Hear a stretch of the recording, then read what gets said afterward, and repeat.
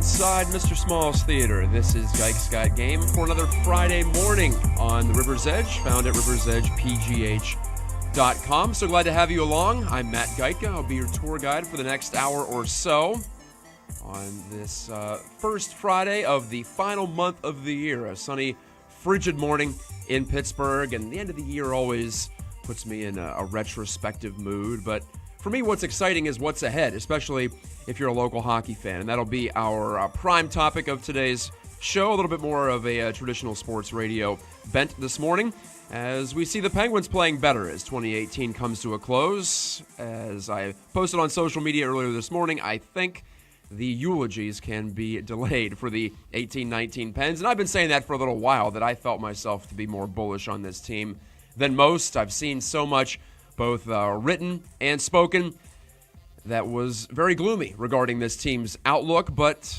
in my opinion, they're not the Blackhawks. They're not the Kings yet. It's not time for a rebuild in Pittsburgh. I don't even think it's time for a significant trade as of right now.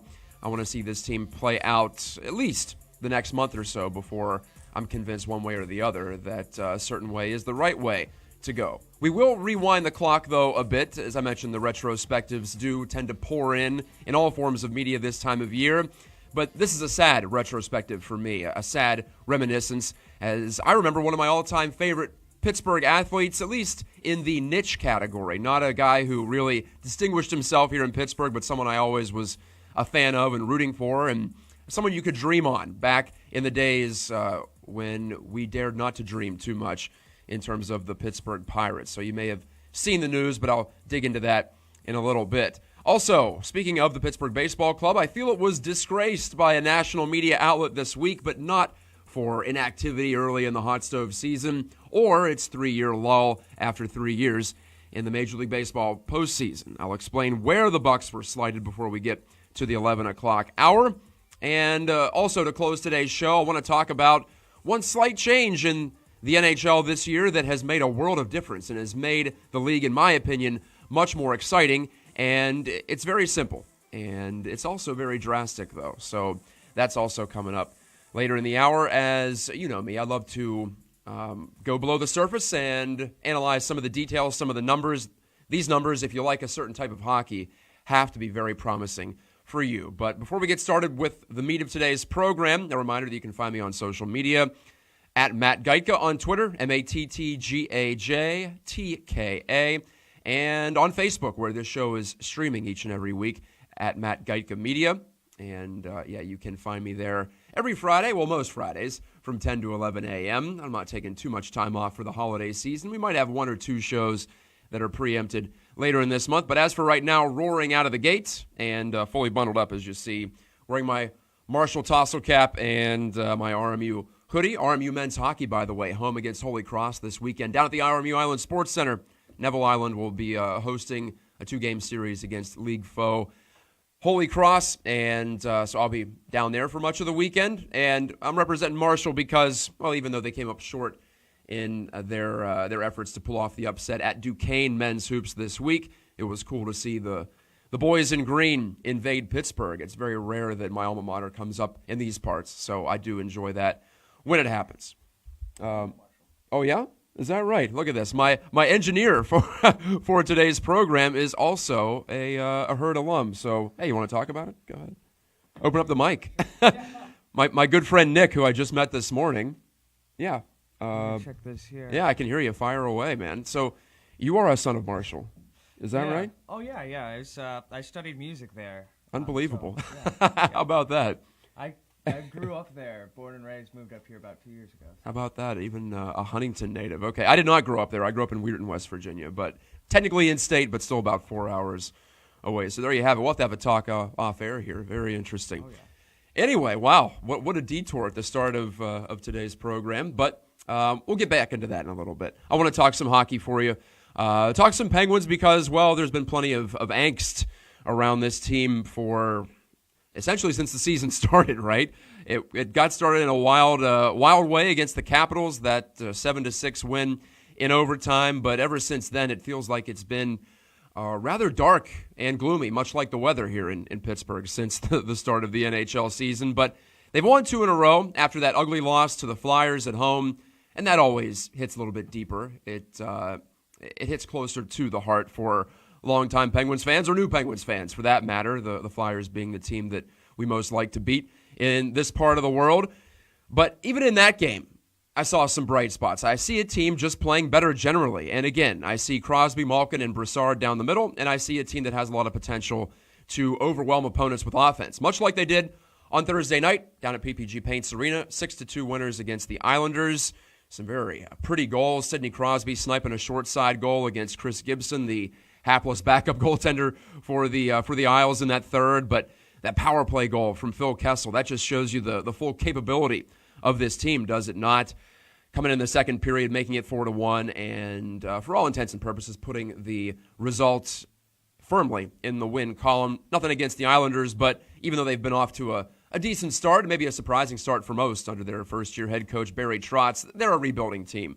So the Penguins are better than them, I think, over the long haul. And as you look at the Metro standings, well, wonders never cease. The Penguins are in a playoff position, tied with the Islanders with 29 points through 27 games, and just 5 points back of the Blue Jackets for second place. So the season is not lost. I think most people in their heart of hearts knew that this team was going to have a push. And I continue to argue that not only do the underlying numbers show the Penguins to be a positive team in terms of shot differential, scoring chance differential, and now scoring differential, as they're on the plus side at +6 overall this season in all situations in terms of goals scored and goals against. But this team has more in the tank. And you hear trade reports regarding the Penguins testing the market on Phil Kessel, and that's not a surprise considering how trigger-happy Jim Rutherford can be up in the front office. And really, Phil Kessel has had his moments where he looks like the guy who was nearly run out of Toronto, basically. And I'm not just talking about the team trading him, the Maple Leafs dealing him 3 years ago, but also he didn't get a reputation for giving his best at all times. And this Penguins team sometimes mirrors that, right? Especially early in the season when maybe the stakes aren't quite as high for a team that has already proven so much and doesn't have much to prove at this time of the year. So I realize that's not the greatest character trait, but I also think it's just human nature.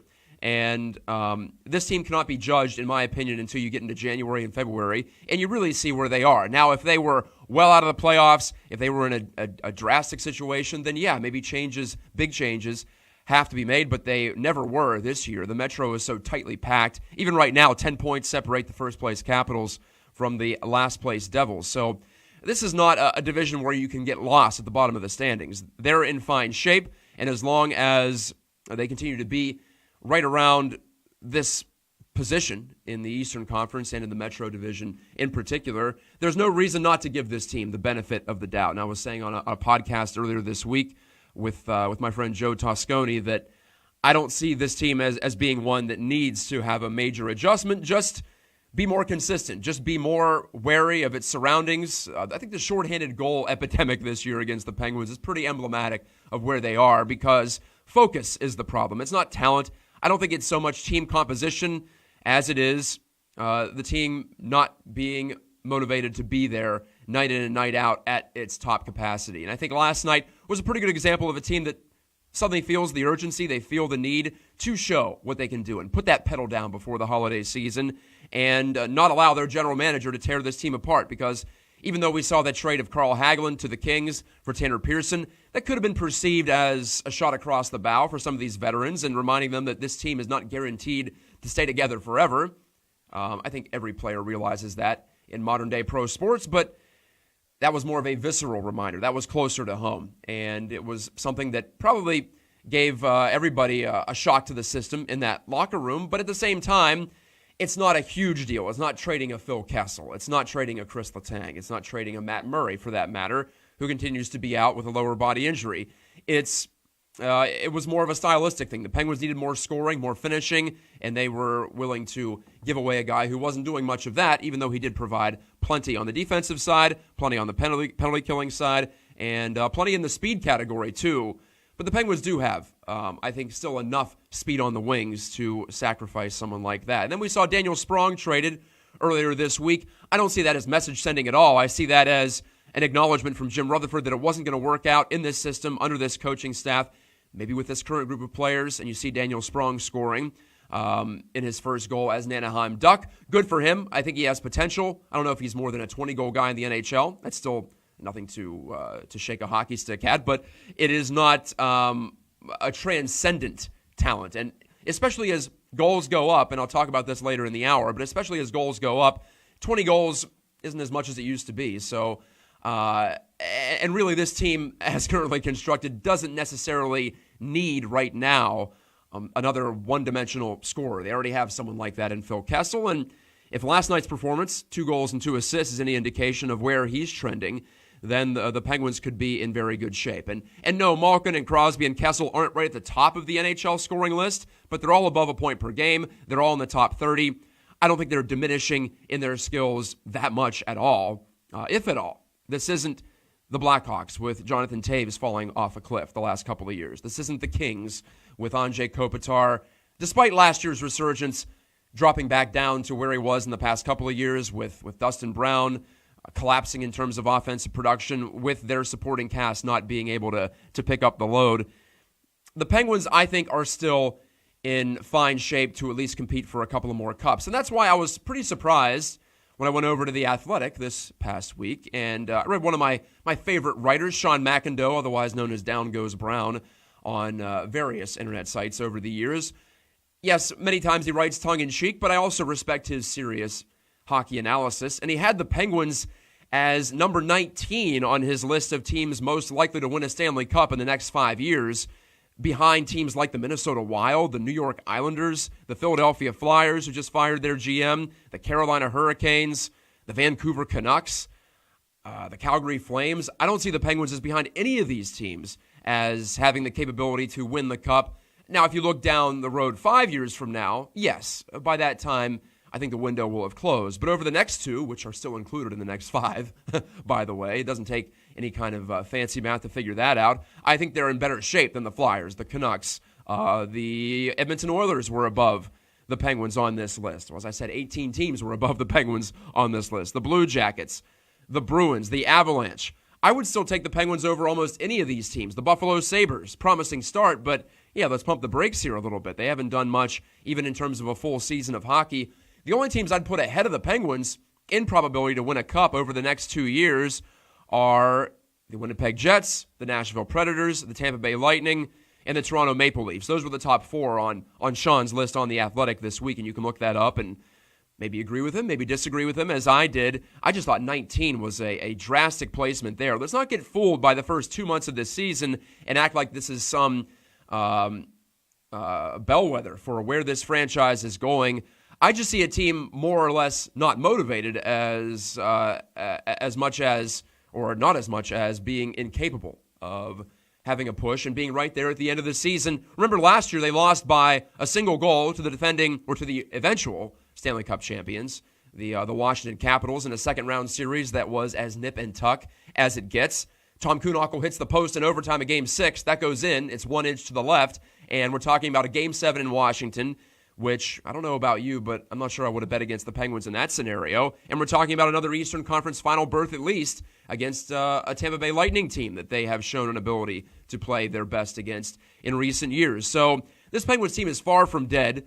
If you want to imagine it as a GIF, think of The Undertaker rising up off the mat and flashing those beady eyes and showing everyone that, in fact, he is still a contender. I think the Penguins are very much in that category. And yes, you can look at the age numbers. I've talked about this on this show before. You can look at Crosby and Malkin and Letang and Kessel over 30. I think still the primary concern is the goaltending, and we'll see where maybe Casey DeSmith takes this. His numbers are what they are. He's above average in terms of goaltenders right now, but I don't know if he can carry the full load. Maybe he and Matt Murray can share the crease. Maybe Tristan Jarry accesses his potential that we've been talking about for many, many years.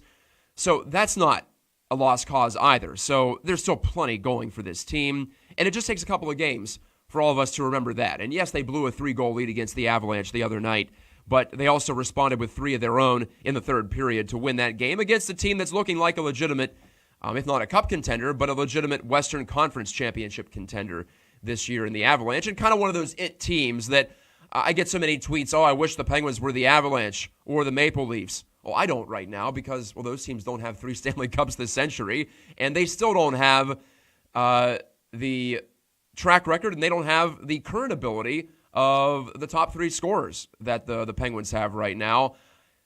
Maybe the Maple Leafs are the closest with guys like Matthews and Marner and now William Nylander back in the fold. But I would still rather take centers at this moment. I would take the Penguins center depth over anybody right now. I still think cups are won down the ice, and this team's expiration date has not yet hit. And if I feel like, if I sound like a broken record at this point, then so be it, because I continue to believe in what I'm talking about regarding this team. We'll take a break here on Geiger's Got Game. Period 1 has come to a conclusion. We'll shift over to baseball here, and where I feel the Pirates were wronged by a national outlet this week. And I'm not even talking about baseball at all, in fact. I'm talking about sports fashion, another passion of mine. I think our teams are very well dressed, and I felt like there was a shot across the bow, to use a Pirates reference, at the baseball club here in town that was very much undeserving. So I'll describe that when we return, a little bit of a lighthearted second period on Geiger's Got Game. Hey folks, it's Mike Sasson of The Mike Sasson Show. Me and Alex, my producer extraordinaire, looked at the landscape of internet radio and figured if we want to make it, we've got to work at least an hour earlier. Now on at 9 a.m. every Tuesday on the River's Edge, a new kind of radio.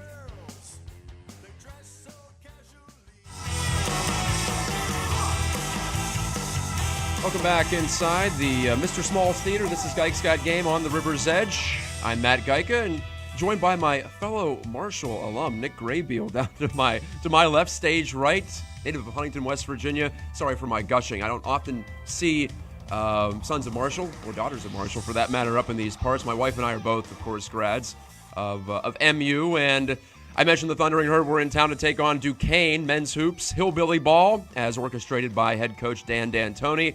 Looked a little sloppy on Wednesday night, but it was still cool to see the Herd on AT&T Sportsnet. And my good friend Tim Benz, who calls our RMU hockey games down at the RMU Island Sports Center, he was on the call for that one. So worlds were colliding for yours truly. And it was really neat to see Marshall make the NCAA tournament and win their first NCAA tournament game last spring. And it seems like that upward trend continues for that program. I'm not a big college basketball guy. When I was at Marshall, our team stunk and we were boring, so 2 strikes against you. The only games I paid attention to were the ones I broadcast on the student radio station, WMUL down there. So now they're interesting and they win. So wow, how about that? I'll take just one of the 2 when it comes to Herd athletics. No one in my family went to college before I did, so there was no real allegiance to, like many of you in this area, Pitt or Penn State or any of the smaller colleges around the area. Obviously, Robert Morris now. I'm a employee there, and I went to 1 year of grad school there, so I have that affinity. I have Marshall, of course, but when I was a kid, it wasn't a big deal. And I think for many of you around Pittsburgh, college sports has always taken somewhat of at least a sidecar, if not a backseat view to pro sports. It's a pro sports town. You've got the Steelers, you've got the Penguins, you've got the Pirates, all with their rabid fan bases, all with traditions of success in varying degrees and varying degrees of recency as well.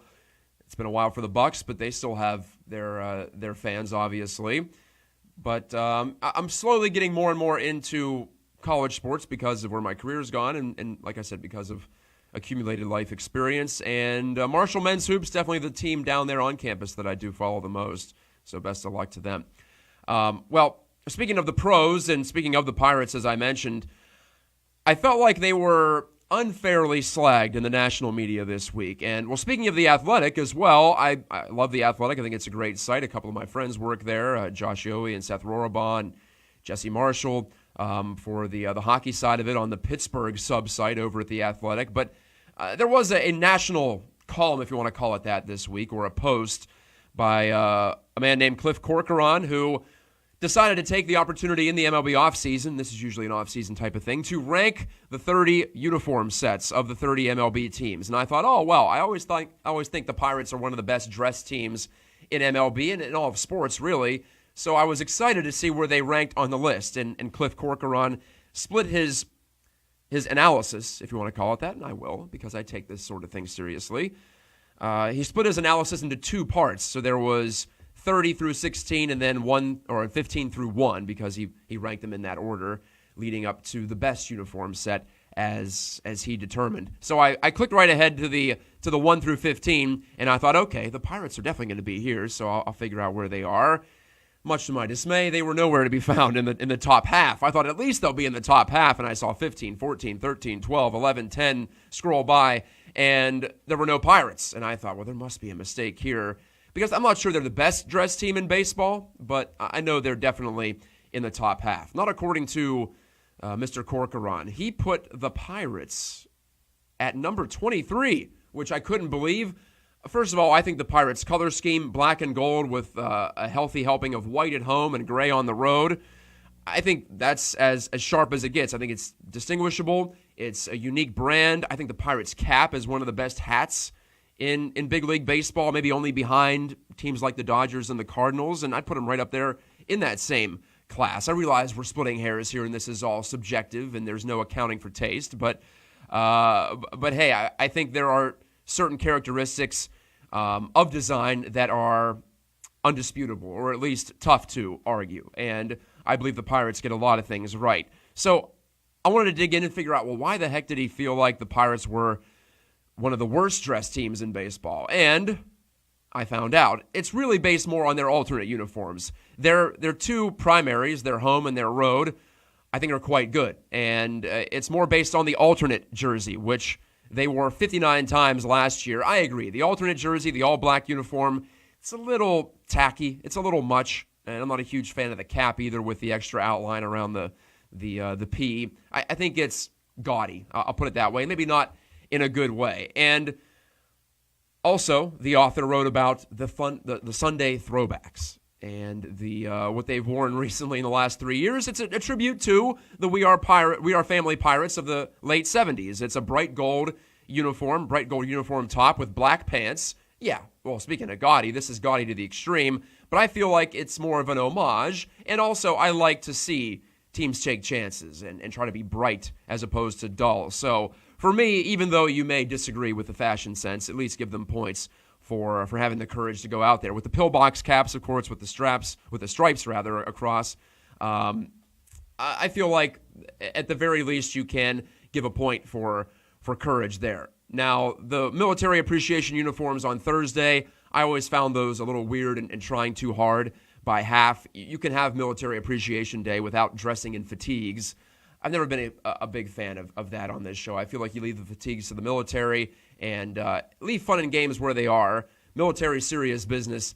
Yes, you can honor them, but I don't want to see a team dressed like a soldier. I feel like that's not really appropriate, and that's always been my opinion on that. So I do agree with the author on the fact that the alternate uniforms, they leave a lot to be desired. But in terms of the primary sets, which I feel like should be the majority of a uniform analysis, I think the Pirates are right there with anybody. And what I especially had a problem with was the author saying that he felt like the jerseys would, quote, be improved by a more conventional number font. For me, that's what makes the uniforms fun, is the font itself is very unique. It's not something that's typical in any sport, in any walk of life, in fact. I think whoever designed the font for both the letters and the numerals on the Pirates jerseys deserves all the accolades in the world. It's unique. Maybe the 7 looks a little weird. Maybe the 2 looks a little strange, but I don't think it's that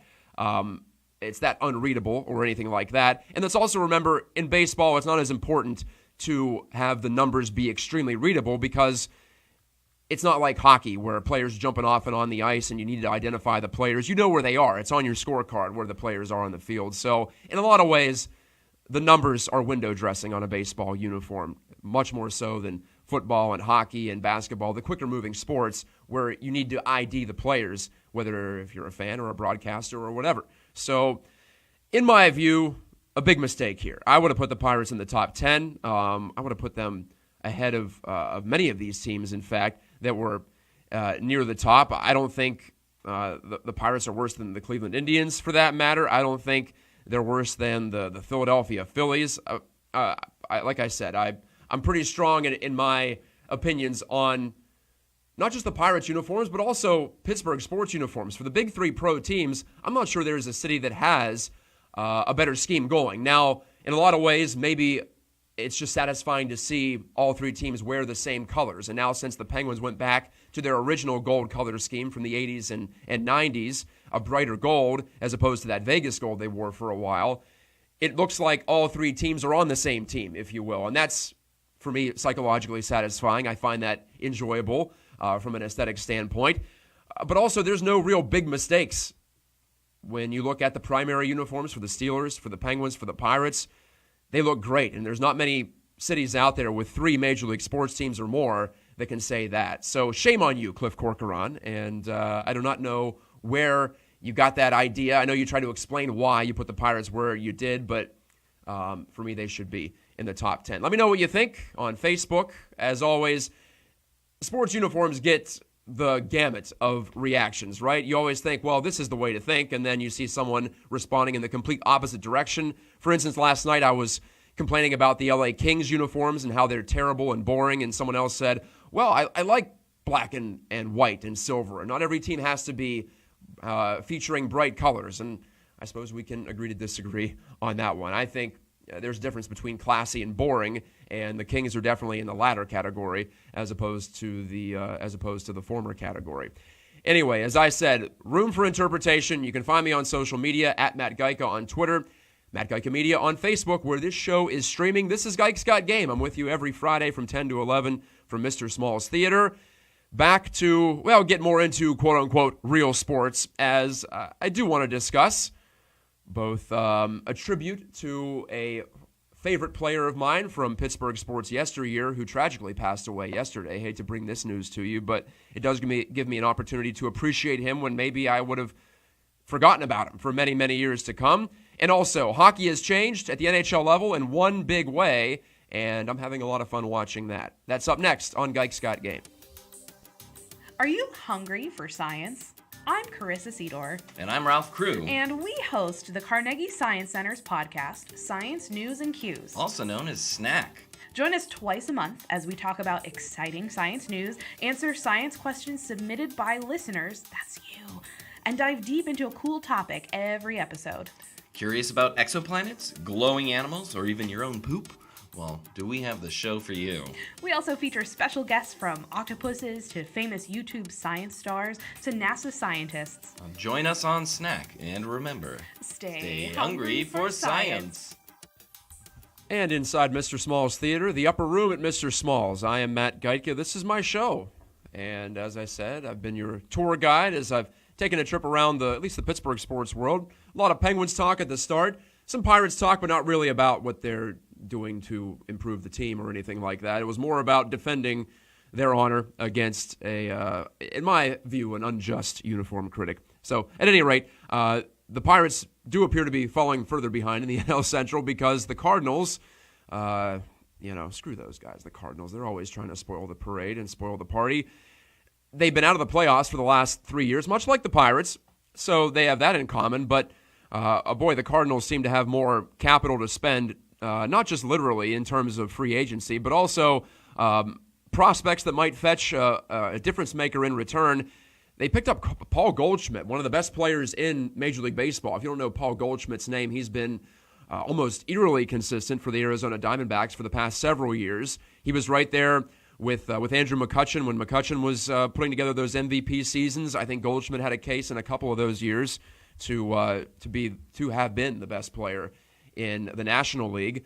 Well, he's extended his prime much further than Andrew has, who's now moved on, obviously, to the Giants and then the Yankees, and then we'll see where he goes after this. But as for Goldschmidt, he's going to be wearing the birds on the bat on the front of his uniform for at least this next season, as the Cards made a big blockbuster deal to pick him up as the hot stove continues on in Major League Baseball. Some pretty interesting trades, as we've seen the Mariners essentially tear it down, and now the D-backs, maybe not tearing it all the way down, but definitely looking further on to 2020 and 2021. I don't think the Pirates are going to be in that category. I think they see themselves as another mid-80s win team. The problem is mid-80s wins only get you into the playoffs 1 out of every maybe 10 years. So they'll have to either get internal improvements or figure out a way to squeeze more blood from that stone that owner Bob Nutting hands general manager Neil Huntington. There's not much that Neil can do in terms of spending, although I think he does have some money on the table this offseason. So I think as the winter meetings approach, it bears watching to see how aggressive he is. I think the signing of Lonnie Chisenhall, the former Indians outfielder, to a contract for this upcoming season looks to be a pretty good gamble to take, but I believe the Pirates are in position to make a bolder move in free agency or maybe even a trade. I like the Chris Archer deal, I still do, but yeah, it's not like he necessarily boosted their fortunes as far as competitiveness in the National League. And as I said, I think they've fallen further behind here in the NL Central. I don't think there's any dispute in that with the Goldschmidt acquisition. Keeping it with baseball, as I'll keep this third period rather short, Jose Castillo, the former Pirate, passed away last night in a car accident in his native Venezuela, playing winter ball down there. Both he and former Cub and D-back Luis Valbuena both perished in that accident. Jose Castillo, 38 years old, was still playing ball, as I mentioned, in Venezuela. Didn't last much longer in Major League Baseball after the Pirates dealt him to the Giants. He was actually waived by the Pirates, and the Giants picked him up in the 2007-08 offseason. I always appreciated Jose Castillo. He and Jack Wilson formed a pretty good double play combination. Castillo at second and Jack Wilson at shortstop, of course. Jack Wilson, one of the better defenders in Major League Baseball this century and one of the better defenders in Pirates history. I wouldn't put Castillo quite up there in that area, in that stratosphere, but at 6'1", 210 pounds, for a bigger guy, for a second baseman, he was rather nimble. And I always wondered, would that power come out? And there were some half breakout seasons for Castillo. I'm looking at his baseball reference page right now, and 2005 he hit 11 home runs. 2006 he hit 14. At that time, pretty good production for a second baseman, but as I look at his wins above replacement, he was a negative wins above replacement player. So he's not as good as I remember him being. Obviously, he wasn't good enough for the mid-2000s Pirates, who weren't very good themselves, so that probably should have told me that he wasn't any great shakes as a player. But I liked his showmanship.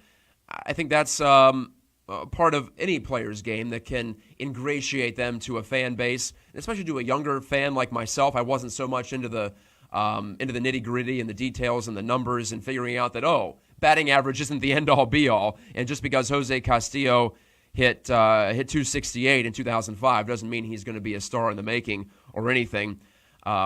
Really, his conventional numbers and his advanced numbers were rather unremarkable in Pittsburgh. But he's one of those guys that connected with me from an artistic point of view. And someone that, in that sweet spot for me as a sports fan, late teens, early 20s, when sports means a heck of a lot, or at least it did to me. I know many of you can relate to that, where it means maybe more than anything else in your life at the time. I always thought Jose Castillo was a pretty cool guy and a good ball player and someone who entertained me. And when it comes down to it, as I've talked about on this show frequently, sports is entertainment as much as it is anything else. And so I have to say, I tip my cap and give you a point to the heavens, Jose Castillo. Sorry to hear about, obviously, what happened to you last night. And if you can hear me right now, you gave this young Pirates fan quite a bit of enjoyment about 15 years ago when you were wearing the black and gold. So a sad story, and I was happy to hear that Jose was still playing somewhere because we hadn't seen him in Major League Baseball for a solid decade as he washed out after short stints with the Giants and the Astros. There are so many Pirates from those lost seasons, the 20 years wandering in the wilderness without a winning record.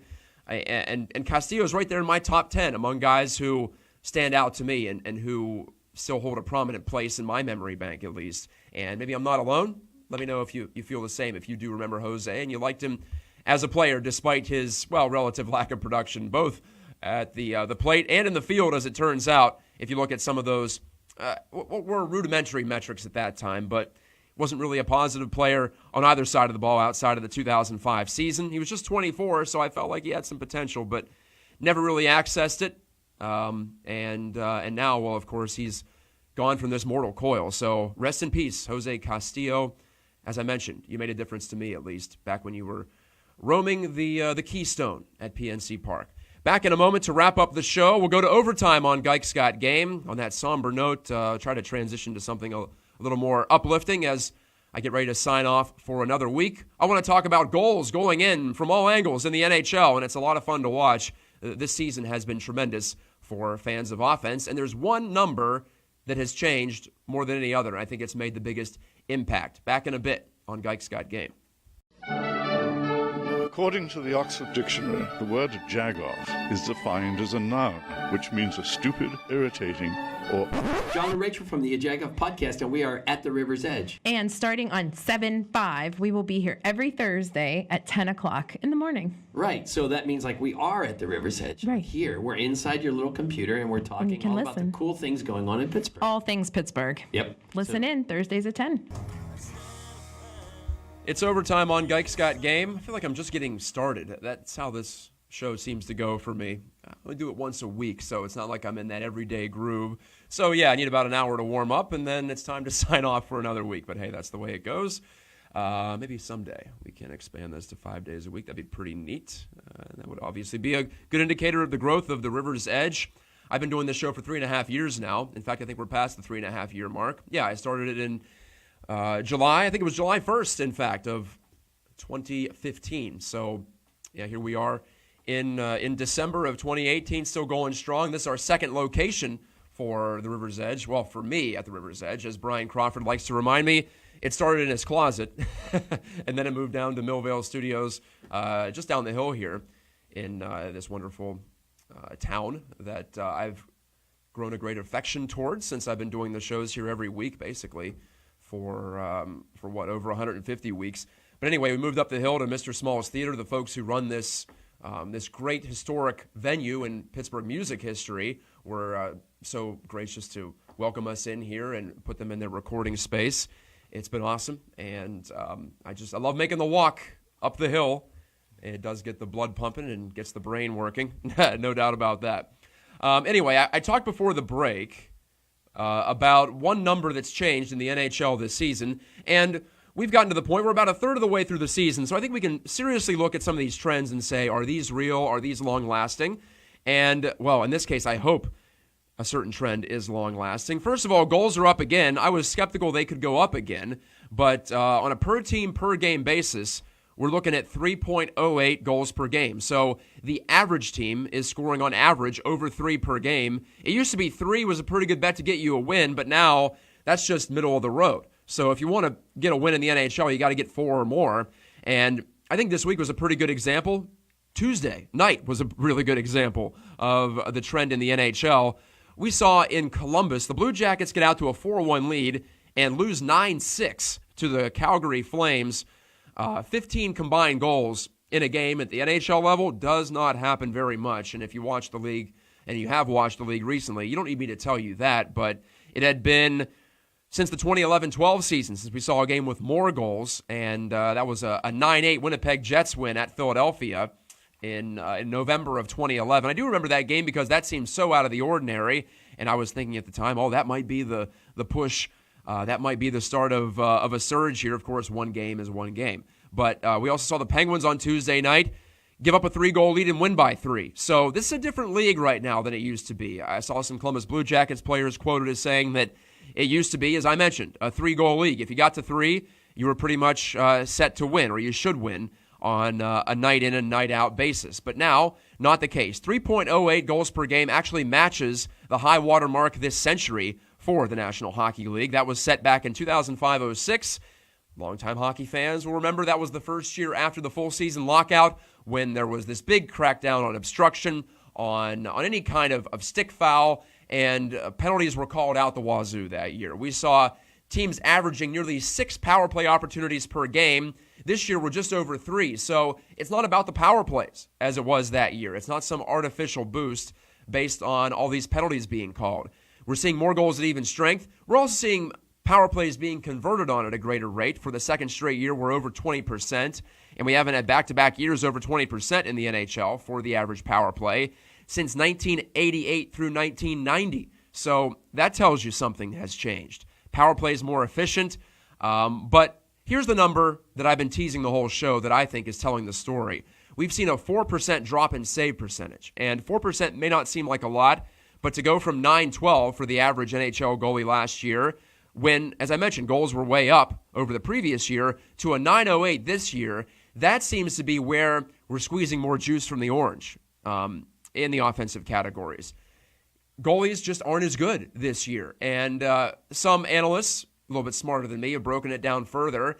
And it's not necessarily the high danger scoring chances that are going in more often. Those are still going in at a similar rate in 2018-19. What we're seeing is medium danger shots. And there are different formulas to categorize shots into low danger, medium danger, high danger. But the ones that didn't used to go in as much, still decent scoring opportunities, but not like long-range shots from the blue line or anything. But those middle-of-the-road ones are going in more often. And I've seen goaltenders asked about this in various stories on The Athletic, as I mentioned, my favorite hockey site, and otherwise, other places.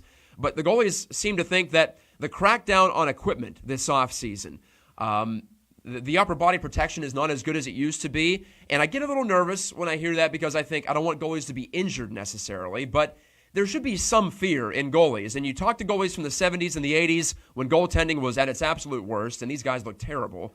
They would always say, well, I feared for my safety on a lot of these shots, and players are shooting harder and higher than ever before right now. Look at some of the darts that are being thrown in the NHL across the league. Just go to NHL.com, fire up a random game highlight, and you'll see shooters are getting better, and goaltenders, maybe you can't tell by the naked eye that perhaps they're not quite as confident in getting in front of these shots, but just a little bit of fear can make you not quite as confident, obviously, and maybe not as willing to get that arm on that shot to the top corner or close down all the gaps in your technique when you go down into the butterfly. Maybe there's some more holes because you're trying to protect yourself a little more. And I think there was a crackdown on hockey pants for goaltenders and also a little bit on pads and how they're shaped. It's more about the shape than the actual size.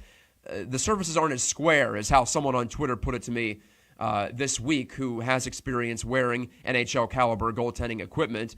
He said that everything is more rounded off, so you're seeing more goals rattle in off goaltenders too. So no matter how it's getting done, I'm glad it's happening. I think in general, the NHL's been in a really good place as far as speed and skill is concerned this entire decade, but I always said I just want to see more goals go in. If a couple more goals go in from different spots on the ice than we're accustomed to seeing, then suddenly the defenders have to come out and defend harder on those chances, and then it opens up more room underneath, and it's a self-fulfilling prophecy. It's a self-fulfilling cycle there. And for offense, it's a great thing because then it opens up a whole bunch of different options.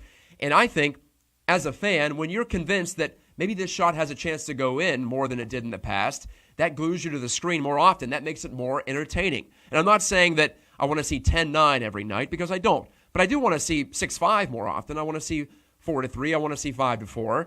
I want to see more goals go in, and I want to see more players over a point per game. I want to see more players over 100 points per season, and we have several players on pace for that mark. As I looked at it earlier this week, 42 of the top 50 scorers in the NHL are over a point per game, and that includes Crosby and Malkin and Kessel on the hometown Penguins.